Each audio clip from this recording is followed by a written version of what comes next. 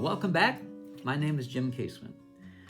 And we left off talking about, that we've been talking about quite a few weeks back now, talking about Jesus, his crucifixion, his death, his burial, and his resurrection, and how he fulfilled the feasts of the law, the feast of Israel rather, and then the burnt offerings. And we talked about that and a few other things. But then we also came back here in last session and decided to go back to the covenant, the blood covenant. And in light of what we've learned now in the past few months, I guess, time goes fast, let's take some of the stuff that we've learned and let's come back and let's apply the blood covenant to the things that we've learned about Jesus and his crucifixion, his death, going to hell, being resurrected, and all of that.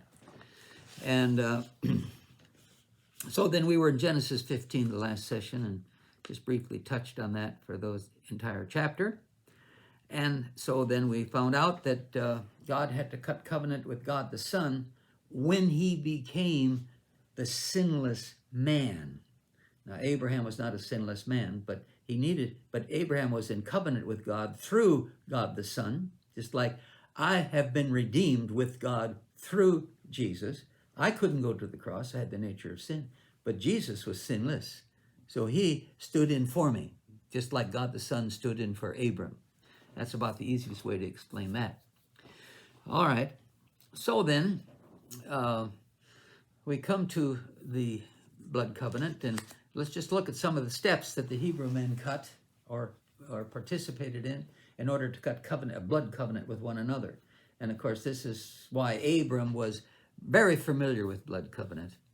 And you don't see just certain 1, 2, 3, 4, 5, 6, 7 steps listed, but if you're familiar with blood covenant, you will immediately recognize, whoa, they're talking about blood covenant. They just did this, they just did that. And so that's why it's so familiar. It's good to be familiar with it. Now, in the new blood covenant could also be called the Great Exchange, because in the new blood covenant, everything that God is and ever has and ever will have, let's put it this way. God becomes everything that we are so that we could become everything that he is. The Great Exchange. And we see that in this first step. I have it listed as the first step, but anyway, and the Hebrew men would exchange their coats or their robes, because the coat or the robe represented them. And so I give you my coat, you give me your robe, They would exchange coats.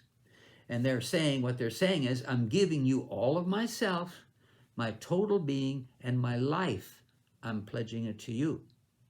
Now, under the new blood covenant, we see in Isaiah 64, verse 6, Jesus, he took our robe of self-righteousness, which is as filthy rags, Isaiah 64 and verse 6. And then he clothed us with his garment of salvation and his robe of righteousness, Isaiah 61 and verse 10. So Jesus offered up his entire being.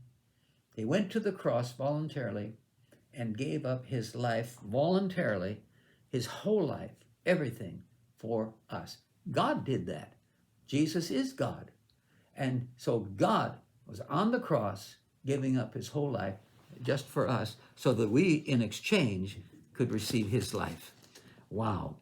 And so that is totally awesome. It was something else. I know when I was reflecting back on the Bible study where they introduced us to Jesus back in April 4th of 1972, and I'll never forget. They shared the gospel just like we did now, and so now, Jim, do you want to ask Jesus to come into your heart? See, now I really didn't understand that. I had the nature of sin, according to Ephesians 2:1. I was dead spiritually, and my destiny was hell. But now I have an opportunity to ask Jesus into my heart and change that. I could become part of the family of God and go to heaven. And so I asked Jesus to come into my heart, along with my wife that night. And it was by faith. We didn't feel anything. And matter of fact, they came around and said, no, there was 14 of us neighbors that showed up, and all of us asked Jesus to come into our heart. They did one by one. They came around. They came to me and said, Jim, did you pray the prayer and ask Jesus to come into your heart? And I said, yeah. Well, where is he? I don't know. I never read the Bible. My mother never read Bible studies to me at home or anything like that. So I didn't understand all this Christian stuff. So they had to explain it all over again. And everybody else must have needed to hear it too, because they did that. And so again, they said, now it's by faith, Jim. If you ask him to come in your heart, it's by faith. Well, Kathleen and I, neither one of us had any feelings, and I like to get excited. But so we went home that night. Didn't feel anything. Wednesday, nothing. Thursday, I come out of the bedroom into the kitchen for breakfast, and my wife greeted me. Now, she didn't say good morning. This time she said something different. I came into the kitchen and I said good morning, and she said, Jim, you're not cussing anymore. That's how foul my mouth was. And when she said that, I'm an adult now, I'm not a child. I'm 29 years old. But something inside of me stirred. And I knew that Jesus was in my heart because I asked him to come into my heart. And how he got in there, I don't know, but he was in there. And you know, everything flipped just like that. I literally exchanged robes.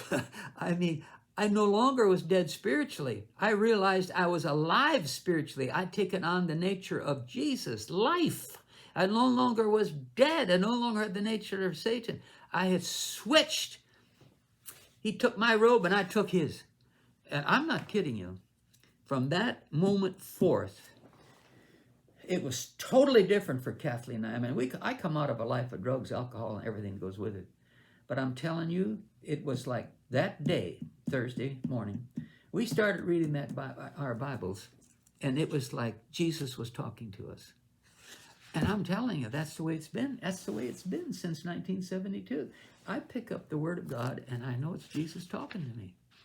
I've picked up his life.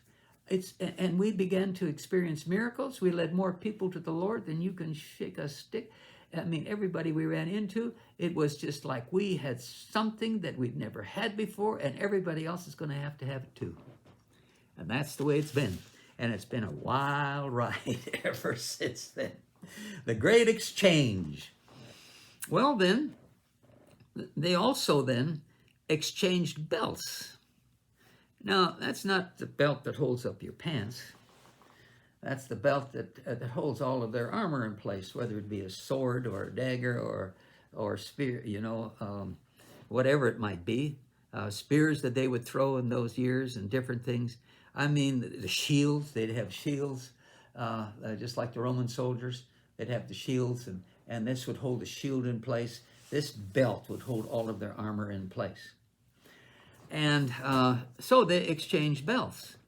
Now, what that signified was, or what they were really saying to each other was, here is my strength and my ability to fight. If anyone attacks you, they're attacking me.